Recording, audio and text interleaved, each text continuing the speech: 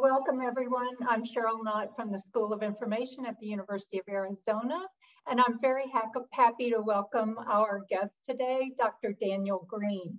He is an assistant professor of information studies at the University of Maryland.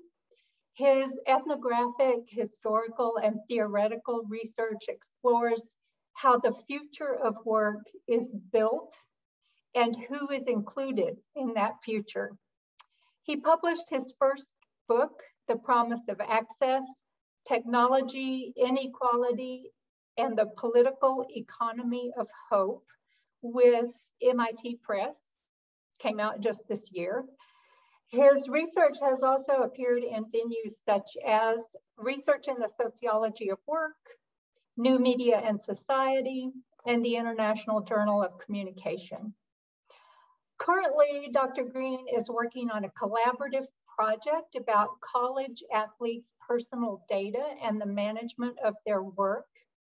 And he's also beginning work on his next project, which focuses on how organizations standardize belonging. So we're really lucky to have him with us today.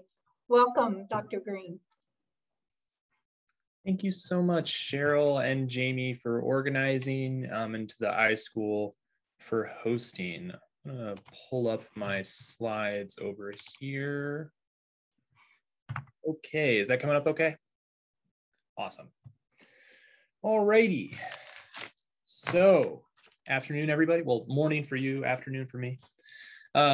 So I'm here to talk about my new-ish book from MIT Press, The Promise of Access. If you would like a copy, there's a discount code up on the slide now. It's just my last name, number 20, and you use that at Penguin Random House, which is distributing the book. So the book is based on about 4 years of ethnographic fieldwork in different DC institutions that turn the problem of poverty into a problem of technology. I'm really excited to see everyone today. Cheryl and I were talking before this. I think we'll have really good discussion. I'm going to talk for about 40 minutes or so, and I look forward to conversation with y'all after that. It's a real privilege to get to work with my ideas with other people. So, at base, I want to talk about how we understand the relationship between personal computing and economic security. Why is it that we feel we must learn to code or else? This political common sense, in Gramscian terms, is very strong. I call it the Access Doctrine. It persists across political parties, geographies, and economic conditions. It doesn't necessarily work on its own terms. We don't actually have a lot of coding jobs. There probably isn't a skills gap in the way the newspaper tells us. But this idea does a great deal of work in those institutions that prepare people for the labor market or care for them as they try to re-enter it. Indeed, in the last 40 years, places like schools and libraries have been completely remade around this proposition that we can solve poverty with technology. Not because the results are necessarily there, nor because teachers or librarians believe this proposition in their heart of hearts, but because embracing this mission saves institutions that are themselves under threat, overwhelmed by the social problems that they face every day, while they're perpetually short on money and increasingly short of legitimacy. Because who needs a library if you've got the internet? It is this process of institutional transformation that teaches us to believe in the power of technology to solve poverty, not because the people working in schools or libraries are stupid or because their students or patrons have been tricked, but because these coping strategies make racial and economic inequality sensible and navigable, providing a script for individuals and institutions to be heard and recognized. This is why schools and libraries have started to talk and walk more like startups. And we usually fail in the attempt. Poverty is this massive, complicated problem. A library or a school just cannot be a startup, but we have no other options. So after outlining these big picture ideas, I'll show how they play out on the ground in DC's public libraries, The book, of course, also explores startups as kind of the ideal type organization that other organizations seek to follow, as well as tech-focused charter schools as another urban institution remade by the Access Doctrine. And then I'll end with some, what I hope are more hopeful notes about the kind of political organizing that can break the tech sector's hegemony, its hold on our cities and our economic imaginaries, and remake these institutions. These posters started appearing on the DC subway system, largely in those neighborhoods still majority Black, in 2013.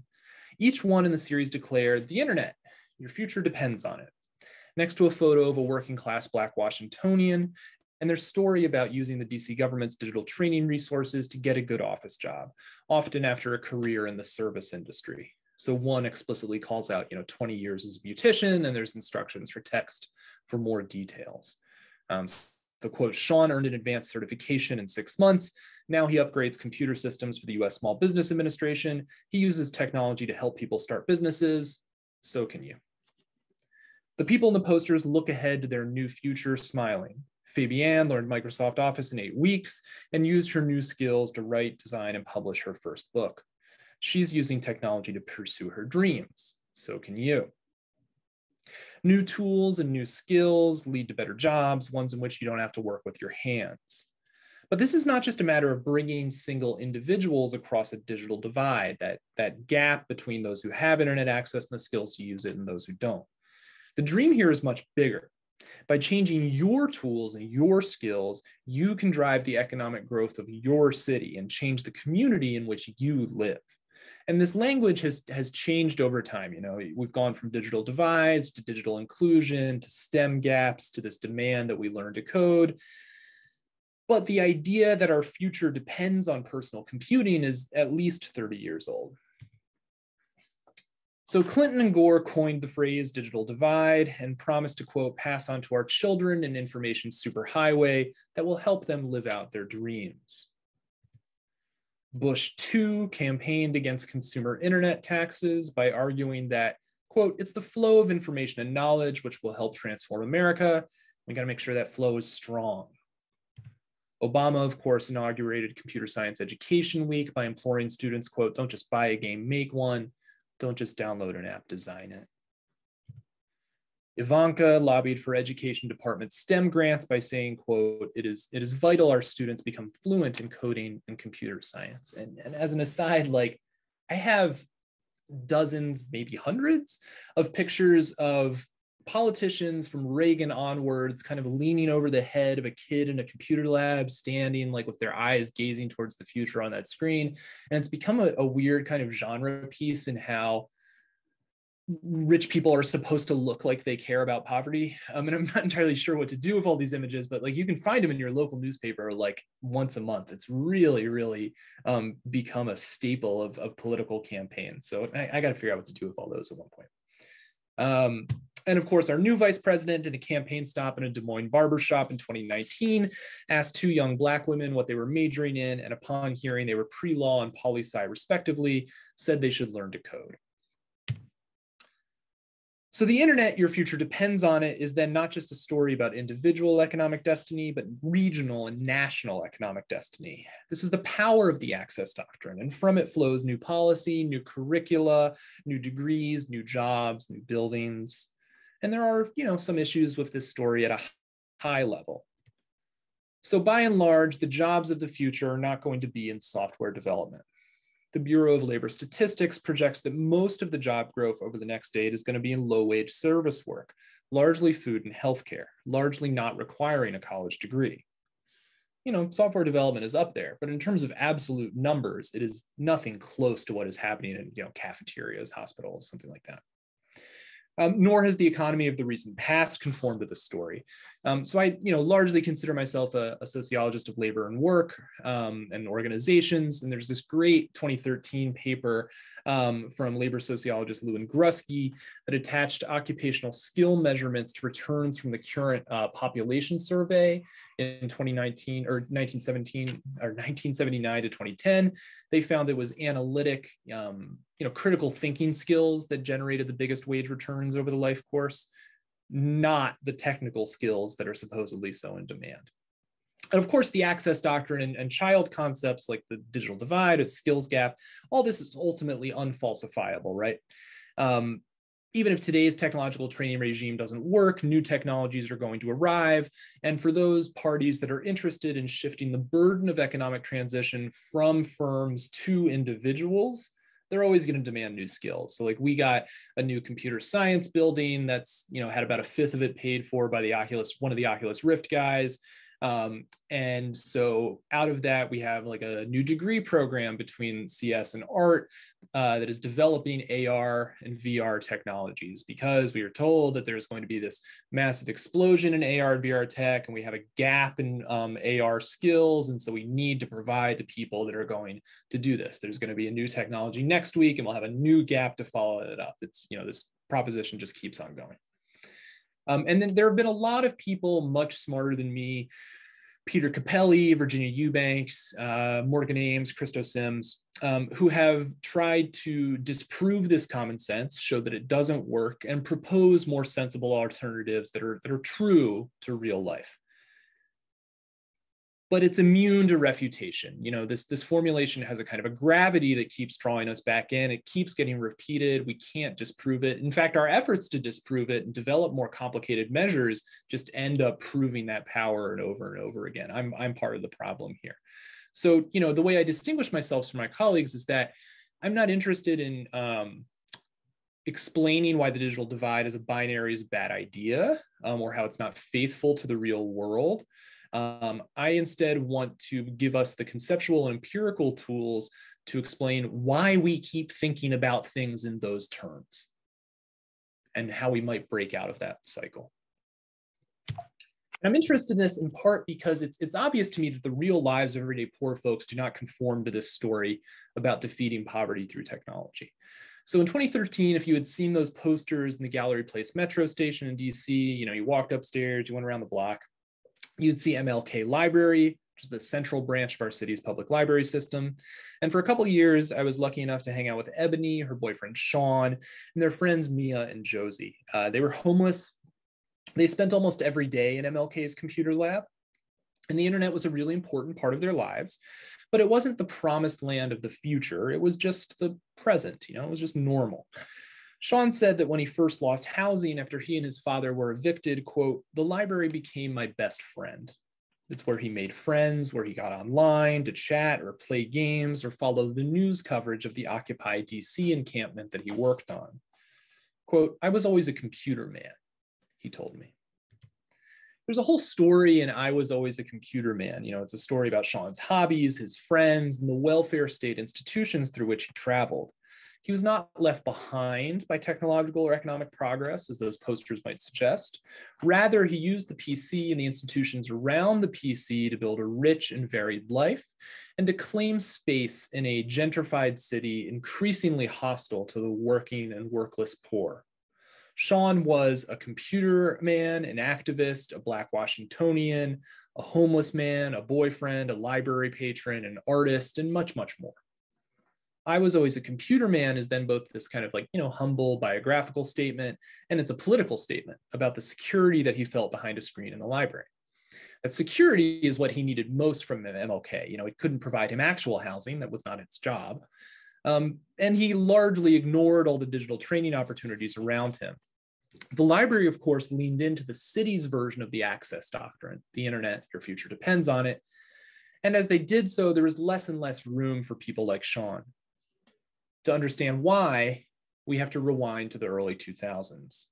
And some of this may seem specific to the weird politics of DC as a federal city, but I think it mostly is an outsized representation of the city versus state conflicts that characterize every municipality in the US, particularly when that municipality is a large urban center, probably the economic center of the area, majority non-white, and the state house is in a more rural area or is largely made up of rural white people that hate that city. So, we think about Lansing versus Detroit, Annapolis versus Baltimore, Congress versus DC is just an outsized manifestation of that. So in 2004, Partly because of this trend, there was a lot of talk in DC of radically downsizing our library system. And that system had been dealt a very public black eye in March of that year when a virus took down every single computer in the system for an entire month. Today, library officials talk about that as a kind of like a come to Jesus turnaround moment for the system when they realized how high the stakes were. And ultimately, that breakdown was just a symptom of austerity. So in 1975, there were 620 full-time employees working at 20 DC libraries. And then in 2004, 30 years later, there were only 431 working at 27 libraries. So 200 fewer people, 7 more libraries. And the library system was like most of DC's public services at the turn of the century, understaffed and underfunded. It's funding reliably a much lower proportion of the municipal budget than peer cities. This was born of the budget cuts that Mayor Anthony Williams insisted on as part of the plan to get financial control of the city back from Congress. And again, these kind of financial control boards are familiar in the governance of a lot of the majority Black cities that started to go into bankruptcy in, when the wheels come off the bus, the late 70s, thinking about New York, Detroit, places like that. Anyway, the library system then was short on political and financial support and overwhelmed by a homelessness crisis it was unequipped to handle, something which would only increase as the Great Recession hit in 2008. That month-long outage then was the most visible sign of these tensions. Mayor Williams did what mayors do. He convenes this blue ribbon committee on the library system's future, puts out this big 300-page report, the conclusion of which is, quote, the District of Columbia Public Library must be transformed if it is to be a successful, relevant institution needed and deserved by Washingtonians. The transformation requires a new service dynamic, so new people, as well as a new infrastructure of technology and facilities, new stuff. Fast forward 11 years, and it's March of 2015, and I'm at Martin Luther King Jr.'s central branch of the library system where I'm seeing this vision come to life. So I'm there with Dave, a mid-30s white man at the head of MLK's digital programming, Sherry, a mid-40s Black woman, an upper-level administrator, and the Friends of the Library charity group, mostly middle and upper-class white retirees who lobby the library on policy changes, run literacy classes and book drives, that kind of thing. So throughout a presentation on the library's upcoming renovation, our backs were to the glass cubicles separating the Dream Lab presentation space from the Digital Commons computer labs. There's these glass cubes that were meant for co-working, largely for startups, and then everyone else is sitting in long, quiet rows in the computer lab. Those 150 seats are full as usual, and they're dominated by the city's homeless population. Mostly older Black folks, more men than women, who walked over every single day if they weren't dropped off by shelter shuttles that also do pickup runs in the evening. Dave, eyes gleaming, asked if we'd like a tour of the new makerspace upstairs. This was a reclaimed meeting room that was intended as proof of concept for the renovation that they were still seeking. This is what the future library would look like if you give us the funding. So we walked past the librarian monitoring the whirring 3D printer through the Great Hall, where a mural of Dr. King overlooked local white internet entrepreneurs setting up hundreds of chairs for their monthly demo series, up 2 floors on the elevator, past one of the video visitation rooms for DC jail, around the corner from the Black Studies Center, back into the cavernous stairwell that had been a gay cruising spot for much of the 80s, through some locked double doors and into a sunny meeting room whose floor-to-ceiling windows look out on a steakhouse. And it was really hard not to get caught up in Dave's kind of like hopeful gee whiz attitude as he showed off his new 3D printers, the laser cutters, the CNC machine, all his new laptops. He pitched the maker skills that the Fab Lab would teach as a new literacy for a new economy, something that could help defeat the STEM gap and provide the creative technical workers he said we were so short on. Consumers would learn to maintain their devices and save the environment. Skilled techies would have a space to, inspire underprivileged communities. One library friend pitched it as a poetry lab that would save the arts in the 21st century. And there was just so much hope in that space, that Fab Lab in 2015. And much of it was recycled from earlier pronouncements about that 3-year-old computer lab that seemed so far away downstairs. That's where most people spent most of their time. And even that was a massive upgrade from the 14 Dells that, until 2012, had made up the main computer lab of the central library of the nation's capital. There was so much pressure placed on those tools, that room, that library, and those librarians, even though it was mostly used by library visitors rather than the homeless folks that were there all day, every day, just like the Dream Lab startup space downstairs. It offered a reassuring vision of the future in a city where a flood of new tech workers post-recession was accompanied by a housing crisis and a jobs crisis. So between 2010 and 2015, DC saw a 29% rise in the number of homeless families and a 12% rise in total homelessness. We have an active policing policy that keeps about 5% of our city in jail, on probation, or on parole. We also have the highest income disparity between the top 10% and the bottom 10% of any state because the middle fell out of that local labor market during the recession. And again, you know, some of these things may be a heightened version, but it's really similar to what happened in every other city in the last 10 or 20 years. And it is during recessions that libraries, you know, which are largely funded from local property taxes, are hit extremely hard. So they lose a lot of their funding at the exact moment that they have more patrons with more needs than ever before. And this dynamic makes them particularly sensitive to the needs of politicians and potential donors who might relieve that pressure. In a very real way, then, the digital library embodies a hope that these structural challenges can be overcome with the right tools and the right skills. Indeed, MLK was literally rebuilt around this discourse of hope, this responsibility for local development. DC public libraries produced this hope as a way of legitimating their existence in the internet era and as a way to manage their role as one of the last remaining safe public spaces for marginalized city residents. And this required massive but urgent changes to the operations of the organization, you know, its structure, its appearance, its personnel. And if they failed in that mission, then they had to start over and try again because it was too important to give up. And I call this process of constant technological and organizational experimentation in support of social mobility bootstrapping. It is a hopeful but frantic process, pursued because it garners the library resources, legitimacy, and clarity to its many competing demands. But because that mission secures the organization, it must be defended at all costs. The very people that the mission is meant to serve are progressively marginalized in support of that mission. Because for the library to maintain this hope and, quote, using the technology to improve lives, as librarian Grant put it to me, it must necessarily regulate or eliminate other potential uses of the library space. So how does this conflict over what the library is for manifest? So this is a joke one of my librarians, April, regularly made with colleagues whenever she saw patrons engaged in self-talk, fighting with each other, eating, watching porn, touching themselves or a partner, or bedding down for the night on a strip of cardboard in the reference section. She gave out imaginary stickers as she walks the library to patrons she thinks are using the space appropriately, inappropriately, or just wrong. You know, and to me, this is extraordinarily condescending, if not pathologizing, to talk about someone who may be having the worst day of their life as dumb of paint, but it's, you know, it captures something very important. So April has a master's degree. She is a middle-class white woman who has recently moved to the city for a secure but very stressful job. She can tell you how to verify Google results, do basic HTML, find your nearest polling station come election time. She loves open access and Barack Obama.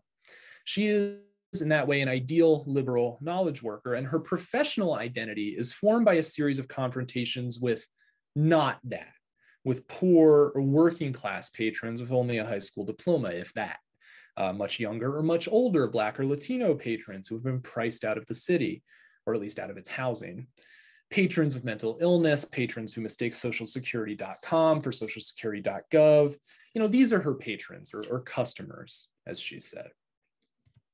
And this mission of progressive outreach and its gendered, raced, and classed overtones has been with the profession since at least the founding of the American Library Association in 1893. White middle-class women in the progressive era worked as readers' advisors, teaching immigrant patrons to move away from, you know, dime store novels and towards the classics, you know, inculcating sufficient literacy and numeracy to enter formal job and housing markets. Today, most of my librarians describe their profession in class and gender terms as a pink-collar one, with April calling them, quote, mavens of knowledge. This outreach mission takes on a digital turn when the Clinton administration puts the digital divide on the agenda in the 90s, but also pushes the 1996 Telecommunications Act, which gives the US some of the slowest, most expensive internet in the developed world and makes libraries pretty much the only place you can get it for free. In part because we also largely skip the community center and the internet cafe phenomenon that comes out in a lot of other places. More generally, how many places are left in US cities where you can spend all day in a comfortable public space, not buy anything, have a wealth of learning opportunities at your fingertips, and receive free guidance from people with advanced degrees? The libraries are it. There's always that joke that, like, if someone proposed the idea of libraries now, they would be dismissed as a communist plot. And I think there's an element of truth to that. And there's, there's much more than just that. MLK offered healthcare signups, flu shots, dance lessons, Spanish conversation partners, a rich archive of DC history, and much, much more. But it was also decades overdue for renovation, and those present needs for a public space conflicted with the library's needs for a space oriented towards that hopeful future of knowledge work. This conflict was institutionalized within library computing, the rules for it, and the selection and training of library personnel. So obviously there's a lot of things you can do with a PC, but at the library, the PC is a work machine. For example, the librarian Betsy, who taught Intro to PC Basics, emphasized the skills of how to right and left click, create folders, etc., but also concepts, the different names for a flash drive, how deletion works, what she called the proper language of the industry, this kind of thing that prevents people from being embarrassed at a job interview. She always referenced the civil service exam, even if it didn't really exist anymore, even if most students weren't applying for those mid-level bureaucratic jobs. These values were also built into the lab's personal computers and vice versa. Patrons use their library card to sign up for a session at a central terminal. They're then directed to a queue displaying on a large screen, mounted against the wall. There were 70 PCs in MLK's 3-year-old Digital Commons lab when I was there in 2015. Excuse me. In 2012, Elena, a librarian who supervised the 3-hour waits for the 12 computers in the old Popular Services lab, told me that even if she had had triple the number of computers, that wouldn't be enough. And she was right. The computers tripled, they weren't enough, especially in DC's sweltering summers when, unlike winter, there's no right to shelter for the homeless, and there's hour-plus waits for a PC. The Pharos login system not only managed the queue, it allowed librarians to monitor every session's activity from a central terminal and choose to end or extend that session. Patrons watching porn repeatedly might find a pop-up screen saying, please don't do that. They were not using the library right. On the other hand, patrons working on a job application might ask the central desk for extra time and have it tacked on. Staffing decisions are also key here, because when you choose the correct librarian, that chooses the correct way of using the internet and the library. On the one hand, this is an issue of the librarian pipeline. It's a long-term thing that begins even before you arrive at any specific library. So a lot of the veteran librarians that I interviewed really regretted the transformation of library schools into information schools. We see Becca's reading of the shift here when she was getting her MLS in 2000 as the tragic downfall of the profession, the embrace of technical over service values. And it's funny, there's some projection here because I think it's in the gray portion, where she's, oh no, it's in the white at the top, going from service to science. But there wasn't even the word science in the college's name that she was attending. So in many ways, this is like a deeply felt reaction for her. But either way, she was probably the most junior librarian I met who still called her patrons rather than customers, and she was in her late 30s. There was a further filter in the local hiring of librarians. So as Eugene, a mid-20s white librarian, explained here, the Digital Commons is 70 computers, the Adobe Creative Suites, the 3D printer, the book printer, the Dream Labs, glass enclosed co-working spaces loaned out to local startups. All this is incomplete without the group of librarians who were younger, hipper, whiter, and more tech savvy than the branch's veterans. They looked like the future. They had this enthusiastic kind of startup aesthetic that was essential to the space, Their colleagues called them the hipster contingent, and their job was to kind of perform the hope that links personal computing with knowledge work and social mobility. They look hopeful, they look like the future. They were actually a source of a lot of debate in the librarians' union, since a cohort of veteran Black librarians were bought out of their contracts right before the hipster contingent was hired and the digital commons opened. But this story is incomplete. The bootstrapping library has this very specific organizational form for personal computing, individualized lecture hall style, long rows of PCs all facing the same way. Everything's very transparent and open, surveilled to kind of orient people towards the habits of office work. But what we might conceptualize as the kind of powerful downward pressure of the institution's production of space is always, to a greater or lesser degree, resisted or reconfigured by people within it. Patrons have agency. So first, I want to talk about how homeless patrons, the vast majority of regular library users in MLK, adapted to the institution's reorganized space, and then explore how they crafted new places within it. So patrons were well aware that librarians were happy to help fill out social service forms for food stamps, affordable housing, et cetera, and they picked particular librarians with a good reputation for this or that. Most patrons also acknowledged that something like porn was, doing the library wrong. Most of it was filtered after all, but that they could get away with it, with a little bit of work. You choose the right site, you switch between windows, you nonetheless keep hardcore porn open in a room with 150, 200 people in it. It is, I was never at the library for a day, and I was there every day for a couple of years where there was not somebody hanging out watching porn in the wide open room. And we should recognize that takes a fair amount of skill, because you have to learn the kind of, develop your own kind of folk theory about how the filter works. You have to be very observant of where other people are in the room, all that jazz. But it also, it reveals that people are very perceptive about this kind of unresolved ideological conflict within librarians, So Rachel is explaining to us here that on the one hand, librarians want to preserve the library's traditional orientation towards this kind of free flow of information, especially if you don't have anywhere else to get it. But on the other hand, they want to preserve that kind of hopeful future orientation towards office work. Watching porn at the office, after all, generally frowned upon. This conflict then extends to other areas, but porn was always the first example of doing the library wrong that everyone jumped to explain to me, just as job applications were the first example of doing the library right that everyone jumped to explain to me. I saw a similar pattern in patron interactions with the police. There's a special police branch that is dedicated just to the library in DC. They roam the library branches, hand on their pistol, 5 or 6 on duty at a time in MLK. Their walkie-talkie always the loudest thing in a quiet room. They had a control room upstairs to review their camera network, and they were allowed to touch patrons where librarians were not. They tended to enforce norms for sleeping, drugs, fights, phones, theft, or exposure, rather than personal computing proper, unless a librarian called them in to act as the conservative right hand, sternly enforcing the liberal left hand's rules. And in that way, it's kind of like a interpersonal version of like the institutional politics of neoliberalism. Mia, Ebony, Josie, and Sean are part of an incredibly generous, welcoming crew of homeless Black youth that I spent much of my 3 years hanging out with, mostly in digital commons, but also in classes, standing in line for the bus or charity food, texting each other, whatever. And any day they warranted a day program for a clinic or a visit with social services, which is often, because being poor is very expensive and time consuming, they were at the library.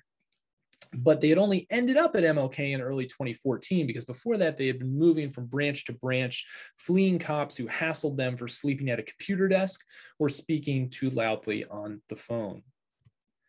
Finally, patrons adapt to institutional space, not just through human-to-human interaction, but through human-computer interaction. They had a whole slew of strategies to get around that login system. So Mia, before she was gifted a used laptop, would email whatever she was working on to herself before her session ended, run back and grab Josie's library card and start a new computer session as soon as possible. She told me it's not like you could complete something like a housing application in an hour or even 75 minutes if you get like a generous librarian. And this parallels how folks, of course, share other forms of state-issued identification, food stamps cards, subway passes, whatever, outside of the library. But patrons did not just adapt, they also carved out their own library, distinct from MLK's reorganization of the space as a training center for office work. Some of these had to be suppressed, others could be incorporated into the bootstrapping library. So there's a lot of, or were a lot of play places in the digital commons. What my field notes called Noisy Corner was a group of tables and chairs with no desktop PCs. And for 2013 and much of 2014, especially after school let out, it was taken up by loud card games, mostly Pokemon and Yu-Gi-Oh! Friends met there every day. They cheered each other on like every other sporting event. But that's not using the library right. You wouldn't do that at the office. So one of the hip new librarians, Jeffrey, Mohawk, mechanics overalls, invites a friend of his who lives in the suburb outside of the city to come in on the weekend and organize official Pokemon and Yu-Gi-Oh! Leagues. They get jackets and badges and tournaments. They use the glass co-working spaces that startups use during the week. Problem solved. There's also a lot of collaboration here, even as personal computing in the digital commons was designed as a fairly solitary experience. So long rows of Dells, all facing the same direction, like a lecture hall. Collaboration was obviously encouraged in the glass co-working cubicles in the back of the room where the startups were, always quite loud compared to the quite quiet digital commons.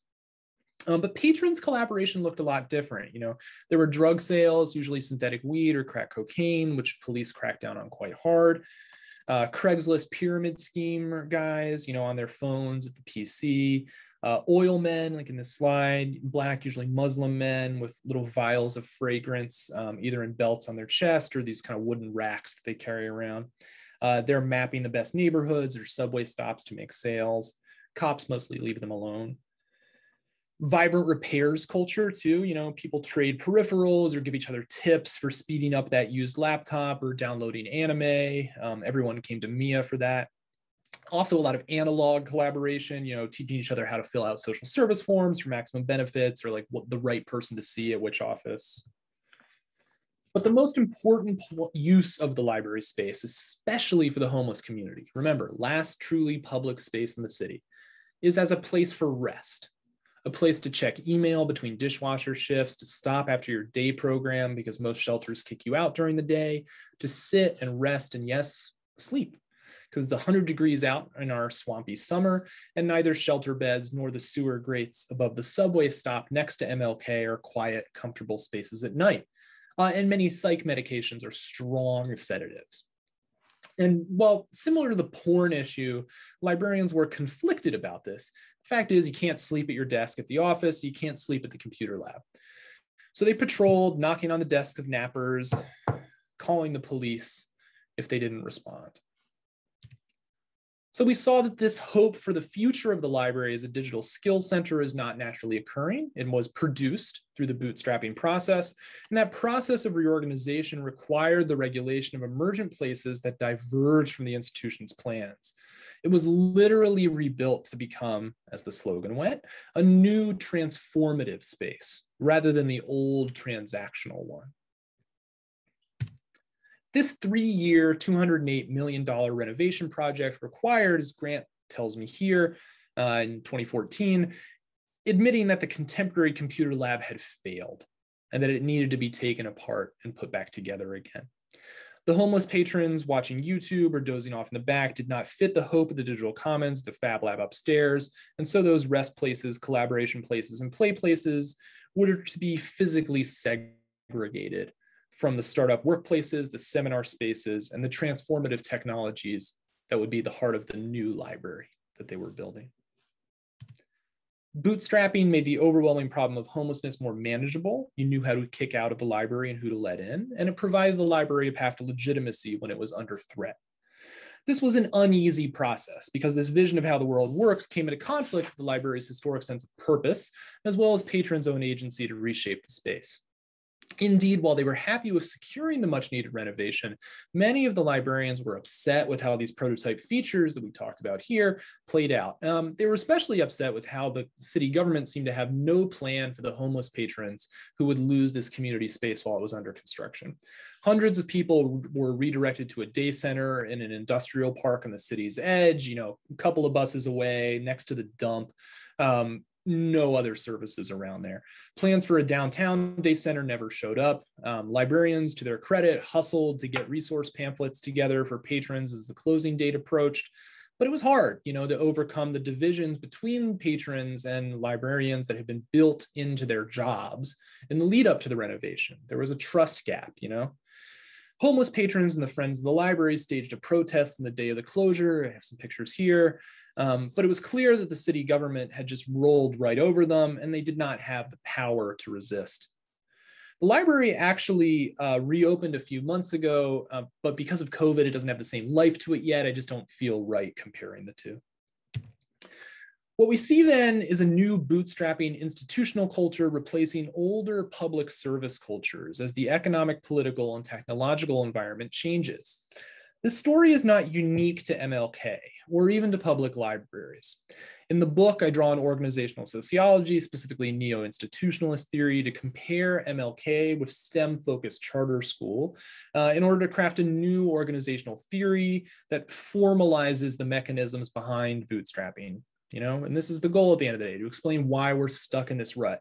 What causes these repeated attempts to solve poverty with technology? Why do our libraries end up looking like Apple stores? There are three overlapping pathways.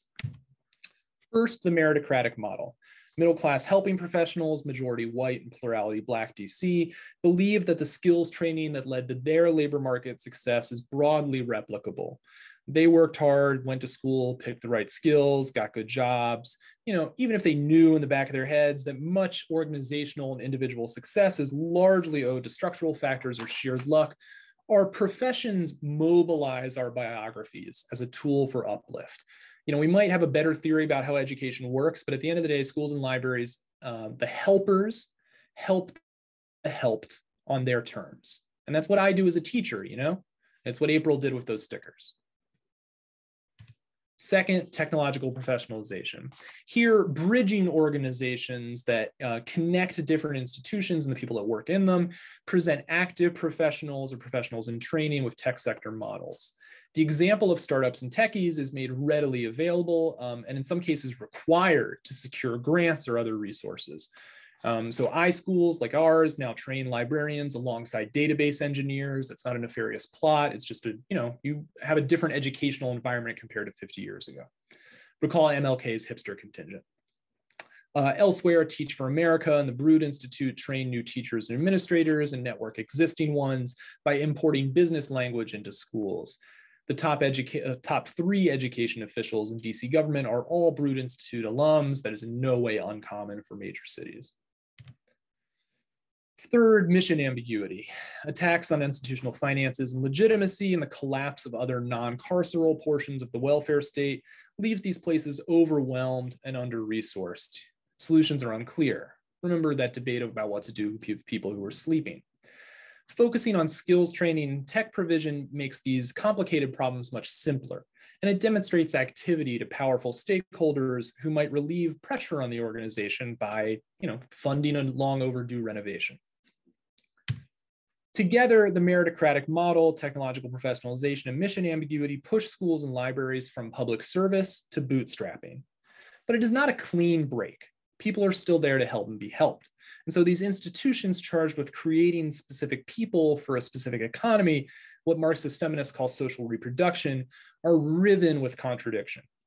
Some spaces are saved to produce a new workforce, others are disciplined or destroyed because they are too expensive or produce the wrong kind of people. On the one hand, you don't have a creative city without the care necessary to teach creativity. On the other hand, the very pressure to bootstrap shows that care work is often unprofitable, dead weight. These contradictions determine the terrain of struggle, but not its outcomes. So by way of conclusion, I want to suggest that in order to end the cycle of bootstrapping, helping professionals must build power alongside those punished by this cycle in order to regain control over our public institutions and use them as a staging area for a broader fight for liberation. Socially reproductive labor is often less of a strategic priority in radical politics, not least because that work in hospitals, schools, libraries, homes is often done by women for low or no wages, but is an extraordinarily important site of struggle, not only because it must occur, It can't be outsourced, but because it brings together the fights of workers who are fighting against degraded working conditions and the fights of the community they serve, who want to claim the care and the space owed to them. This unity is often called social justice unionism or community unionism. It's a long-held tradition in American libraries, like these Contra Costa strikers over here, who are saying they serve communities, not institutions. And it is an organizing strategy seeing an upsurge in 21st century teachers' unions in particular, in large part to ensure that they have the overwhelming support of their constituents behind them. The Chicago Teachers Union is probably the best example of this philosophy today. So in 2010, after the Radical Core Caucus wins leadership elections, they turn the union towards actively organizing not just their existing members, but the community. You know, they have this whole organizing department that builds reading groups, has cookouts, knocked on doors, liaises with other powerful groups of workers in sectors like transportation. And this ensures that when they strike over contract negotiations in 2012, working class Chicago understands that teachers' working conditions are students' learning conditions. And that when they're striking for the community against the wealthy who are shutting down schools, crowding classrooms, and replacing veteran teachers with TFA scabs. Management thus loses their best talking point, you know, greedy unions hurting kids. After this, Rahm Emanuel continues his assault. He closes more schools. The conflict peaks again in 2016. What's remarkable in 2016 is that the contract that comes out of that fight does not just preserve their pensions and their raises, but it moves some of the city's real estate development fund into schools, which is not usually what you think would happen in a contract fight. We also see this in LA when teachers strike not just for their working conditions, but for an end to the over-policing, like mandatory frisks of Black and brown students. And this is kind of an alternative model of solidarity, whereas like our institutions usually make us take kind of a vertical relationship with the people that we're helping. You know, I have the knowledge that I give down onto you. This kind of solidarity organizing is very much a horizontal relationship that is not based on giving people skills, but realizing that you both have the kind of power to change the institution and you both need each other in order to do that. The protests over MLK's closure showed that there just wasn't that bond yet between librarians and patrons, but organizing during the pandemic especially has convinced me that this can happen in our libraries, just like it is happening in our schools. And this all may seem very far afield from the struggles over personal computing that I talked about earlier, but these struggles are at the heart of the 2018 teacher strikes. So cloud computing surveils people at work. West Virginia teachers were furious that their health insurance required them to wear Fitbits to monitor their health.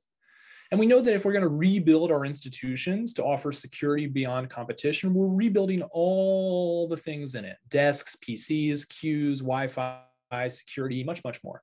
And this is the original meaning of participatory design. You know, this framework was not developed in research labs or corporate focus groups, but in Scandinavian manufacturing, where workers demanded a say in the design of their factories and their products. I know that we can build different schools, different libraries, different tools, different people, a whole different economy. And I hope that I've shown the story that drives so much of our thinking about poverty and technology, the internet, your future depends on it, does not appear out of thin air. It has to be told over and over again, summoned through web filters, progress reports, planning documents, grant applications.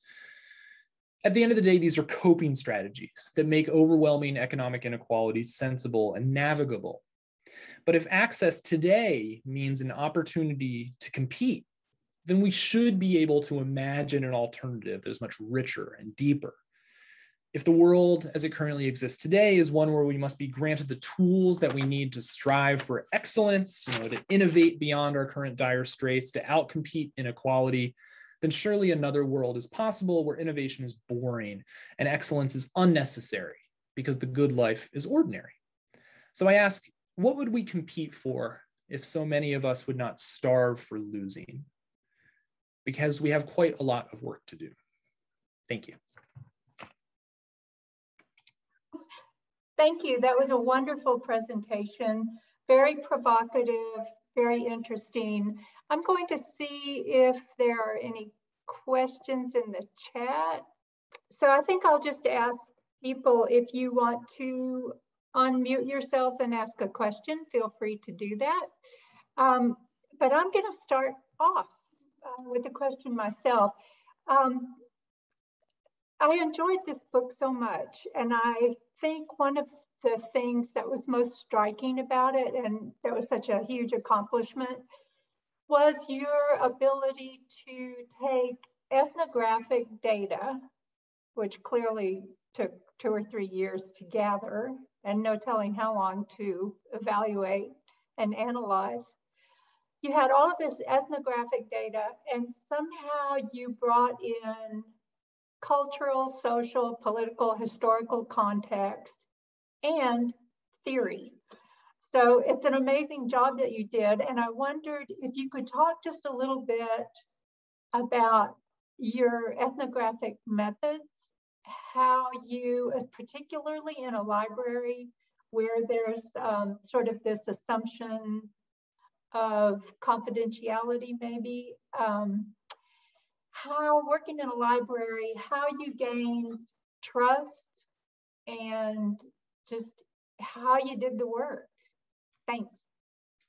Thank you, Cheryl. And that really means a lot. Like I deeply appreciate the kindness. I mean, it is like at a certain point I did decide like it's going to be a big book. It's not going to be a small book, but you know, especially for someone like you who has such really important things to say about the history of our libraries and what's built into them, that really means a lot.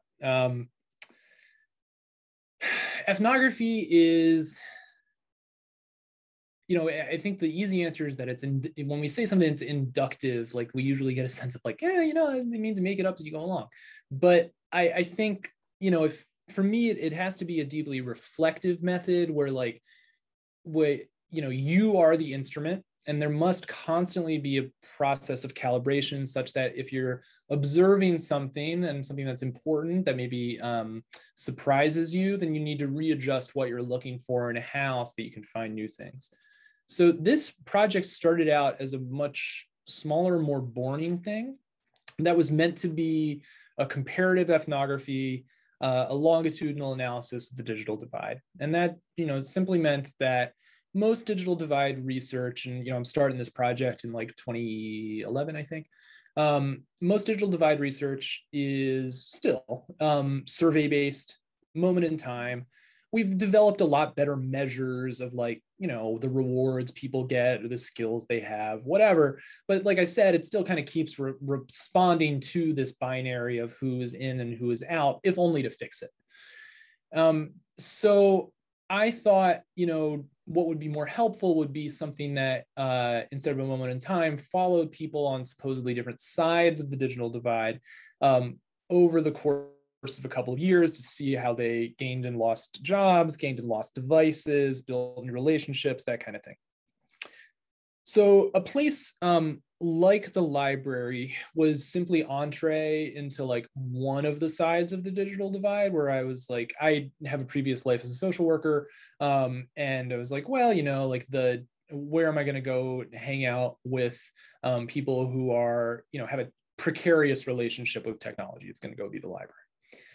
And, you know, what I realized, and we'll talk about like what that looked like in a second, what I realized, like, I don't know, 6 months or so into the process, when I'm doing a lot of like journaling after the end of every week or something like that, is like where the action is, where people are learning about what skills are important or not, or what jobs are important or not.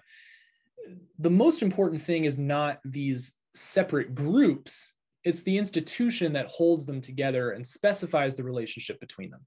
And that is really one of the fundamental things that is wrong with this view of like a digital divide, skills gap, whatever you have it, is that, and part of this is just me trying to be a good Marxist, is like they're rich people and poor people, black people and white people, men and women, however you want to phrase it, are not like distinct communities that are living on different planets that, you know, somehow you can send one group over to the other to make it more like them. There is always a deep relationship between two sides. You know, and that's very visible in a place like a city, where if you are building more houses for rich people, you are often pricing out poor people. So there are always relationships that are changing within the context of that broader socioeconomic relationship. And, you know, the basic argument of the book is that that relationship has to be taught to us by those institutions that prepare us for the labor market, or kind of care for us as we're outside of it, places like schools and libraries. As for what that meant in, on the ground, like, I started just being as a patron. I cleared the research with the DC Public Library system, like at an IRB level or at a legal level. I was not required to do so because it's a public space, but like, it's good to have those relationships. So I wanted to make that clear from the beginning. So just hung out in the library every day, started, just being a normal patron, sharing with everyone else, like if they needed a place to charge their phone, lend someone an outlet, if someone needed help with something, help them out there. We're all collaborating on different things at different times. And through that, I met a lot of the younger homeless folks that form the heart of the book. And, probably in some way through like my previous life as a social worker, I have like some ability to like understand the system and like the trials of like navigating, like getting food stamps and stuff like that. But, as I realized that the institution was the unit of analysis rather than these separate communities, what I tried to pay more and more attention to were not just the librarians or the patrons. And, I end up interviewing both, obviously, but more, I guess, like official moments when the library makes its own values clear. And this was pretty easy during the renovation process where like, I'm going to all these planning meetings that they're like showing off these mock-ups or the bids from the different architects. I go to the local DC's like smallest unit of government are these advisory neighborhood councils that approve like new real estate. And so I go to those meetings and see how the library is talking to its wealthy neighbors. Like there's a condo across the street that is constantly causing problems for the homeless folks who are chilling in front of the library. So I also tried to attend to those more kind of official moments of where the institution makes itself known as a player in the game. But I think at the end of the day, the most important thing was just being responsive to the field site and the things that were there, rather than just kind of going in with a plan and saying like, okay, I'm going to go find out the facts and I'll report back with what the facts are. Yeah. Thank you. That was a great answer. Would anyone like to unmute and ask a question?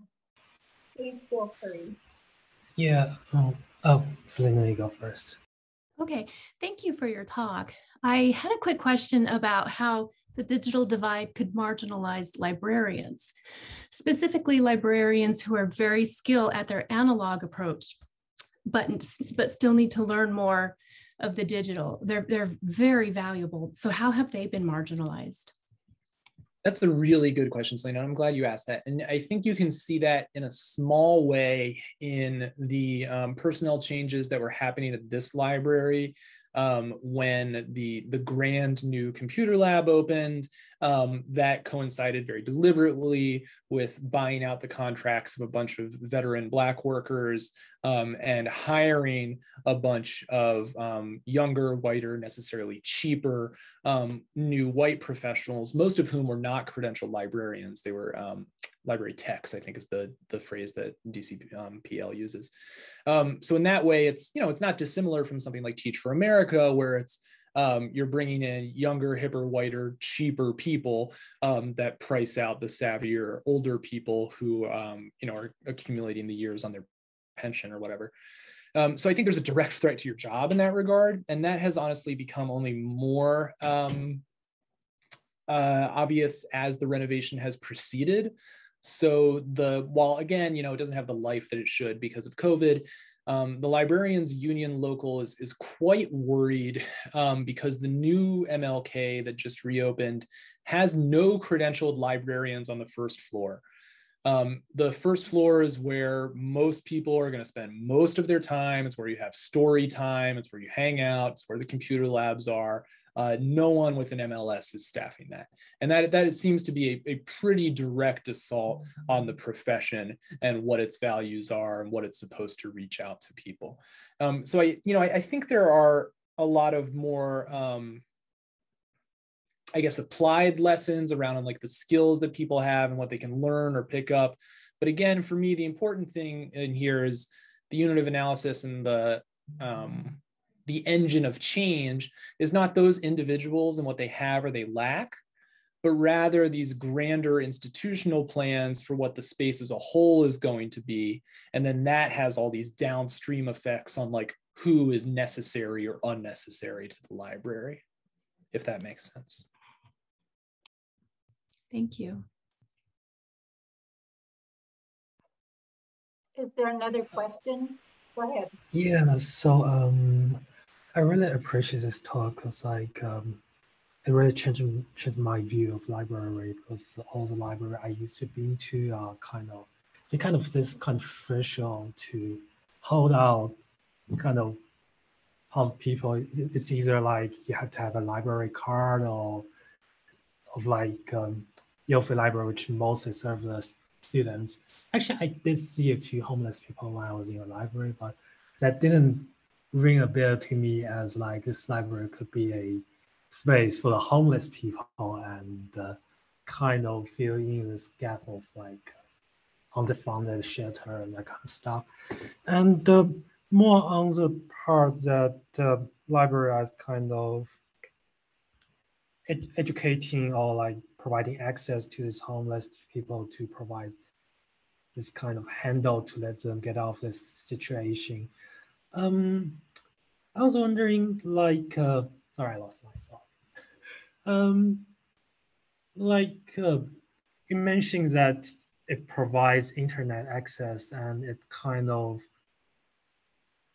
does they take kind of guided approach on like these, you can look for internet, like look for information on these websites, or does they totally rely on like people being a community telling each other, you can find this kind of helpful information from internet? Because like in the old way, you can just log on to Yahoo and they have this kind of category you can just click on to find the kind of, it tells you what kind of information you can find on all kind of search engine. But if it's Google, it's just a search box.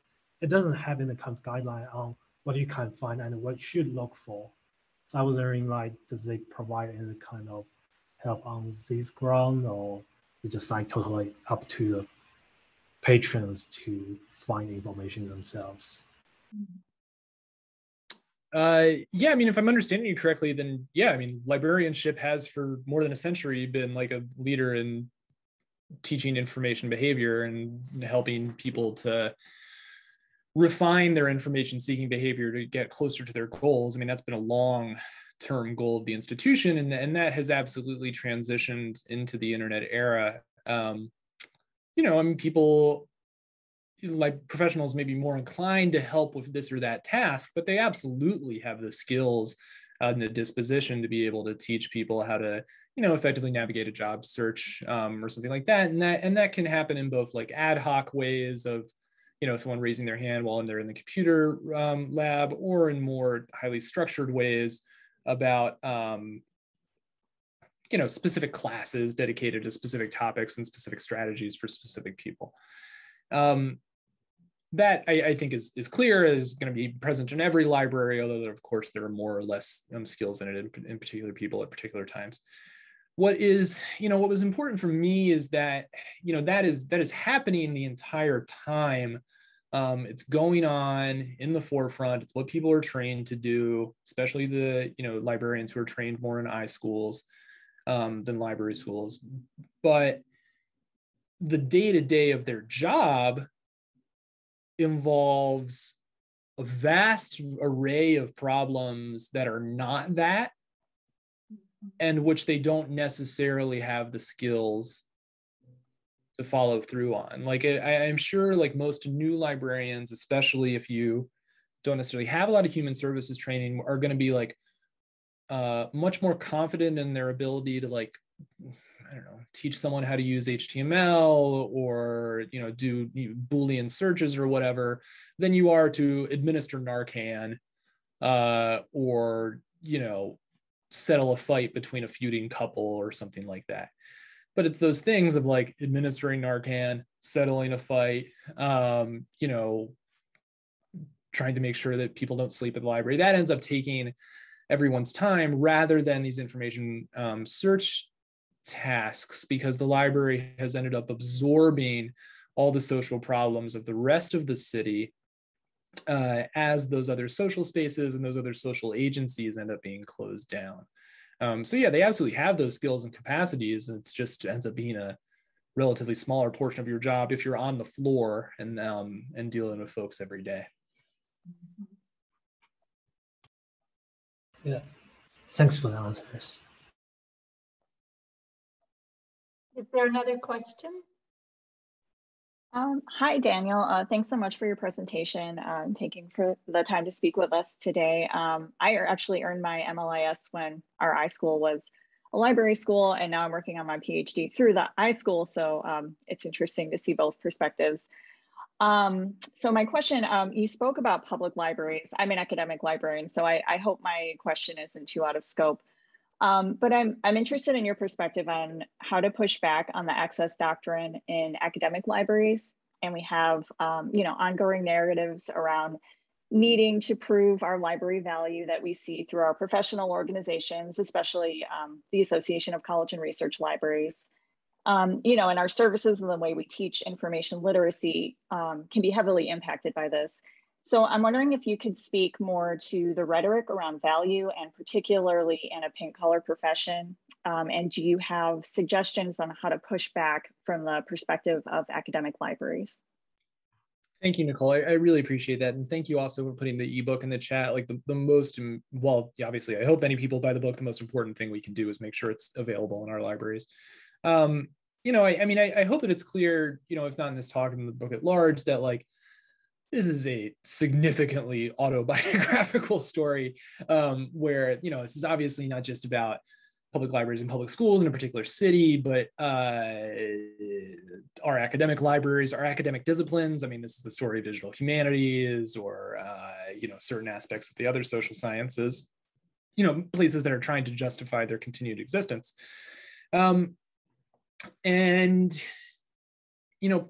Part of the argument here, especially the historical portion, is that there are political economic changes upstream of the institution that are going to dictate the terrain of that struggle no matter what. And so this, I'd suspect that there will be like less pressure for Yale libraries to perform a certain kind of utility than there is for the local community college. And I think this is probably more visible in public libraries just because they rely on local property tax funding, which fluctuates so wildly.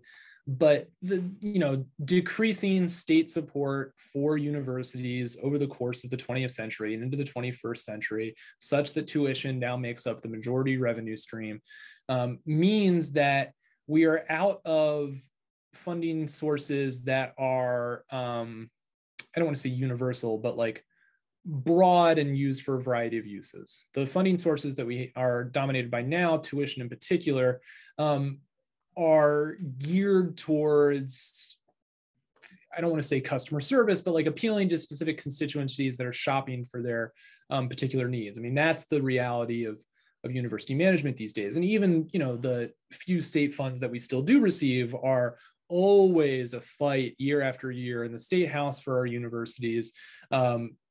Because university budgets are the easiest and first thing to cut when a recession comes. That's why we saw all those like catastrophic threats last year. There are usually constitutional requirements for our primary and secondary education system that like at least sets a floor on the funding level. No one wants to cut police or firefighters stuff. Universities, however, can only always raise tuition. So they're always going to be under that threat. And because that legitimacy and that economic resource threat comes all at the same time, we end up having to do this dance to prove our utility. So I think, changing those upstream conditions is the only thing that's going to permanently change this state of affairs. And unfortunately, our institutions themselves are often lobbying against those changes. This came out in quite stark relief in the last month, or really in the last 6 months, but especially this week. There's been a lot of possibility for Build Back Better to include at least free 2-year tuition at community colleges, and potentially very serious subsidy for 4-year public institutions. This there was even talking, like, I think when Patty Murray was doing the bill hearings, about conditioning some of that state funding on 75% of your staff must be tenure track. It was also solve the adjunct crisis. But two of the biggest lobbying groups against that stuff were 4-year private and 4-year public universities, because they were afraid that boosting state tuition would relatively diminish, or I'm sorry, boosting state funds would relatively diminish the importance of tuition. Tuition is unrestricted revenue. You can spend it on everything. State funds must usually be spent on personnel and instructional costs. So administrators like having a tuition heavy model because they can, build a new building with it, or, spend it on themselves or do whatever. It's much more flexible. And they also feared that improving community colleges specifically would draw students away from the debt-heavy model of 4-year colleges and into the cheaper, more applied model of community colleges. So it's not clear at all that our institutions are interested in solving their own problems, or at least the people managing them. So, that's the one thing I would say, is that top-level political economic situation has to change. And I don't say that to give us, despair. I think the fact that this stuff was being debated in the Capitol this year is frankly quite surprising to me, and that there is room for that to change. And change can come out of weird spaces. Like Tennessee did free community college, like in 2014, like the last place that I would think it would happen. These things happen. On the other end, like I would really point to what I kind of ended the talk on, because at the end of the day, the fact that we have these terms dictated to us is a sign that we don't have the power to dictate those terms. That we're not even in the same room, much less, at the table. And, I try to talk about a particular model for political organizing at the point of reproduction towards the end of the talk, because at the end of the day, I think these things are an index of power. Like, who gets to decide what's on the budget depends on who has the power to move that money around. There are points at which our public institutions, public employees, et cetera, have had that power in the past, and they still do in some places. Like, again, Chicago gives me a lot of hope. LA gives me a lot of hope, but it's not true everywhere. So I really do think that at the end of the day, if we want to survive, we're going to have to treat our institutions not just as places of employment where we have specific duties, where we can demonstrate that we're ever so good at our jobs and ever so deserving of the resources that our state house will give us. But we're going to have to do stuff that is not our jobs. We're going to have to do things that are doing our jobs wrong. The most extreme example of that, of course, is a strike, when you don't do your job. And the fact that you extract your labor from the institution then shows the institution how much it needs you to produce value. And so then it comes scrambling back, hopefully, and gives you the stuff that you want. But there are lots of smaller steps that you can take to get there. And ultimately, this is about using the fact that our libraries, our schools, and other places bring multiple constituencies together is a place to build solidarity amongst those constituencies. It's a place not just to give students or patrons the ideas that are in our head in the hopes that they become more like us, but to recognize that we're all in this together. Like, when the state cuts my budget and raises tuition, my students get super stressed out and make crap decisions or take too many classes and aren't good in my classroom, or they can't meet me for their time. It hurts my working conditions as much as it hurts their learning conditions. So, I mean, that's the kind of most immediate step I would change, is what are the steps that we can take to build those kind of horizontal bonds within our institutions between these different constituencies. And that can be as simple as saying I teach the intro PhD seminar in the department, and I make sure I spend a day or two just, talking about the budget. How does the budget work at the university? Where does the money come from? What are the different revenue streams? How do they go up and down? Who has the power to make them go up and down? That kind of stuff. The same is absolutely true of the library. There are probably lots of other kind of things that many libraries do that can build that kind of solidarity, whether that's like, administering Narcan or sexual health stuff, or, just rebuilding the space to build more of those interactions. But it's that kind of like day-to-day small act of solidarity that can build the community that is necessary to challenge power, push it around, and get the resources that we need to really save our places. Great, thank you so much. Thank you. Last call for questions. Well, thank you, Dr. Greene. This has been an incredible presentation, incredible Q&A. Thanks to everyone who was here. We really appreciate your time, your expertise, and we're looking forward to your next book. No pressure. No pressure. Thank you guys so much. It really is it's a deep privilege to be able to talk with you guys about this stuff. I really, really appreciate it. Do reach out. I'm always happy to come to your class or whatever too. Thank you very much, Cheryl, for running this thing, and I'll hope to see you guys in person sooner rather than later. Great. Thank you. Take care. Bye-bye.